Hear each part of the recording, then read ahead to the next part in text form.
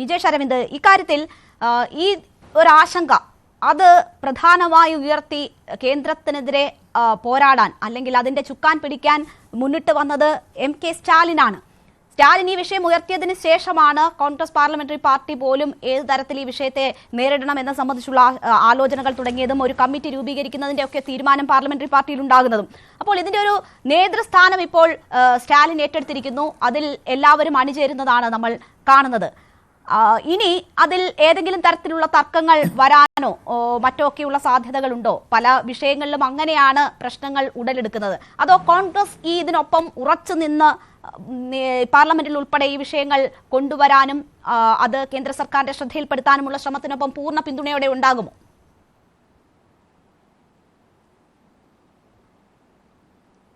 ഒരു വിഷയം ഉയർന്നു വരികയാണ്, ഡീലിമിറ്റേഷനുമായി ബന്ധപ്പെട്ട വിഷയം. അപ്പോൾ അത് ആദ്യം ഉന്നയിച്ചത് ശ്രീ സ്റ്റാലിനാണ്. അതിനോട് ചേർന്ന് നിന്നുകൊണ്ട് മറ്റ് സംസ്ഥാനങ്ങളും മറ്റ് രാഷ്ട്രീയ പാർട്ടികളും നിന്നു. നാളെ അതിൻ്റെ ഡെവലപ്മെൻറ്റ്സിനെ പറ്റി നമുക്ക് പറയാൻ സാധിക്കില്ല. അപ്പോൾ കേന്ദ്ര ഗവൺമെൻറ് അത് സംബന്ധിച്ച് ചില അഭിപ്രായങ്ങൾ പറഞ്ഞു. അമിത്ഷാ പറഞ്ഞു എങ്ങനെയൊക്കെ സംഭവിച്ചേക്കാം. ചില ആളുകൾ പറഞ്ഞു ഒന്നും പേടിക്കാനില്ല, സെൻസസ് വരട്ടെ. അപ്പോൾ ഒരു പ്രാരംഭ ദശയിലാണ് ഈ വിഷയം ഉള്ളത്. അപ്പോൾ നാളുകളിൽ എന്തു പറ്റും എന്ന് നമ്മൾക്ക് പ്രെഡിക്റ്റ് ചെയ്യാൻ പറ്റില്ല. പക്ഷേ ഒരു കോൺക്രീറ്റായ നിലപാട് രാഷ്ട്രീയ കക്ഷികൾ എടുക്കുന്നു. ഇന്ന് ഒരു സമ്മേളനം കൂടുന്നു, ദക്ഷിണേന്ത്യൻ സംസ്ഥാനങ്ങളിലെ മുഖ്യമന്ത്രിമാർ വരുന്നു, രാഷ്ട്രീയ പാർട്ടിയുടെ നേതൃത്വം വരുന്നു, ഒരു വിഷയത്തോട് പ്രതികരിക്കുന്നു. ഞാൻ ചോദിക്കട്ടെ, BJPയുടെ പ്രതിനിധി പറഞ്ഞു ഇത് ഭരണഘടനാ വിരുദ്ധമാണ്, ഇത് വിഘടനവാദ രാഷ്ട്രീയമാണ്. എങ്ങനെയാണ് അതാവുക? തെരഞ്ഞെടുക്കപ്പെട്ട ജനാധിപത്യ സർക്കാരുകൾ ഒരുമിച്ച് ചേർന്നുകൊണ്ട് ഒരു വിഷയത്തിൽ ഒരഭിപ്രായം പറഞ്ഞാൽ, ഇന്ത്യ രാജ്യത്തെ ഒരു മുഖ്യമായ രാഷ്ട്രീയ പ്രസ്ഥാനങ്ങൾ ഒരുമിച്ച് ചേർന്ന് ഒരഭിപ്രായം പറഞ്ഞാൽ അതെങ്ങനെയാണ് ഭരണഘടനാ വിരുദ്ധമാവുക? ഭരണഘടനയിൽ എവിടെയാണ് രാഷ്ട്രീയ പാർട്ടികൾ ഒരുമിച്ച് ചേർന്നുകൊണ്ട് സമ്മേളനം നടത്താൻ പാടില്ല എന്നും അവർക്കൊരു അഭിപ്രായം പറയാൻ പാടില്ല എന്നും എഴുതി വെച്ചിട്ടുള്ളത്? ഇന്ത്യയുടെ ഭരണഘടനയ്ക്ക് അകത്താണ് ഇതെല്ലാം ഉള്ളത്. ഈ ഭരണഘടനയ്ക്ക് അകത്ത് വന്നിരുന്ന് ഈ കാര്യങ്ങൾ ചെയ്യുന്ന സമയത്ത് അത് ഭരണഘടനാ വിരുദ്ധമാണ് എന്ന് രാജ്യത്തെ രാഷ്ട്രീയ പാർട്ടിയുടെ പ്രതിനിധി വന്ന് പറയുന്നുണ്ട് എങ്കിൽ ഇത് വിഘടനവാദമാണ്. എവിടെയാണ് ഇതിന് വിഘടനവാദമുള്ളത്?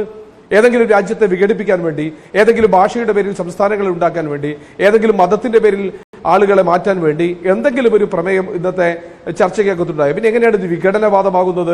അപ്പോൾ BJPയുടെ പ്രതി നിങ്ങൾക്കൊരു ഉത്തരവാദിത്വപ്പെട്ട രാഷ്ട്രീയമുണ്ട്.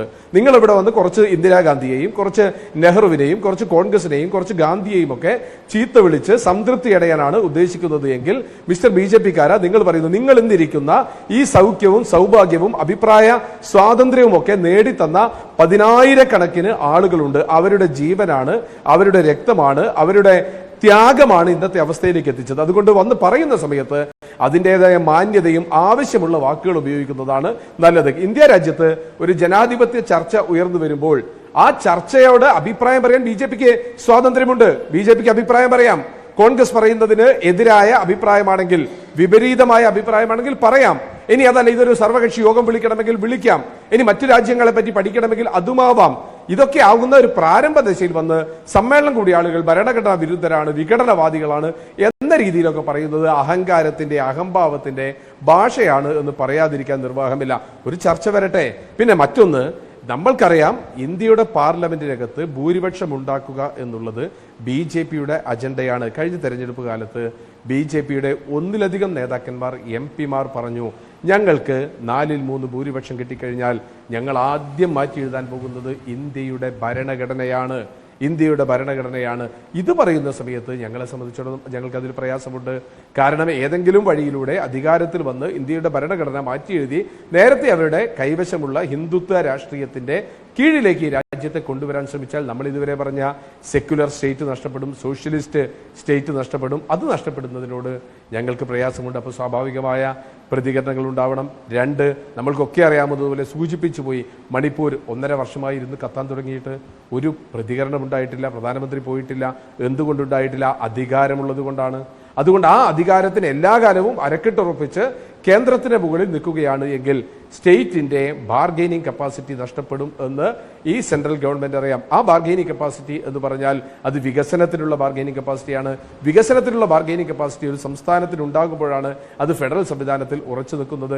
അതെല്ലാം നഷ്ടപ്പെട്ടുകൊണ്ട് ഞങ്ങൾ മുകളിൽ നിന്ന് അധികാരമുണ്ടാക്കി ഞങ്ങൾ കാലാകാലം ഭരിക്കും എന്ന് പല BJP നേതാക്കന്മാരും പറയുന്നതിനെ അന്വർത്ഥമാക്കുന്ന രീതിയിലേക്ക് നിയമങ്ങളെ മാറ്റി എഴുതുന്ന സമയത്ത് ജനാധിപത്യ രാജ്യത്ത് സ്വാഭാവികമായ ആശങ്കകളുണ്ടാവും. ആ ആശങ്കയാണ് പറഞ്ഞത്. ഇന്നത്തെ സമ്മേളനത്തിൽ ഡീലിമിറ്റേഷൻ വേണ്ട എന്ന് ഒരിക്കലും പറഞ്ഞിട്ടില്ല. പക്ഷേ പഠിച്ചുകൊണ്ട്, സെൻസസ് വരട്ടെ, സെൻസസ് വന്നില്ലല്ലോ, പഠിച്ചുകൊണ്ട് സംസ്ഥാനങ്ങളുടെ പ്രാതിനിധ്യം നഷ്ടപ്പെടാതെ, സംസ്ഥാനങ്ങൾക്ക് ഇതുവരെയുള്ള അവകാശങ്ങൾ നഷ്ടപ്പെടാതെയുള്ള ഒരു ഡീലിമിറ്റേഷനിലേക്ക് ആവശ്യമായ ചർച്ചകൾ വരട്ടെ, പാർലമെന്റിൽ ചർച്ചകൾ വരട്ടെ. അതിനെ ഭരണഘടനാ വിരുദ്ധമെന്നും അതിനെ വിഘടനവാദ രാഷ്ട്രീയമെന്നും പറയുന്നത് ശരിയല്ല. ഈ ചർച്ച ഇനിയും മുന്നോട്ട് പോകും. ഇന്ത്യൻ നാഷണൽ കോൺഗ്രസ് ഈ ചർച്ചയോടൊപ്പം ഇതൊരു തുടക്കം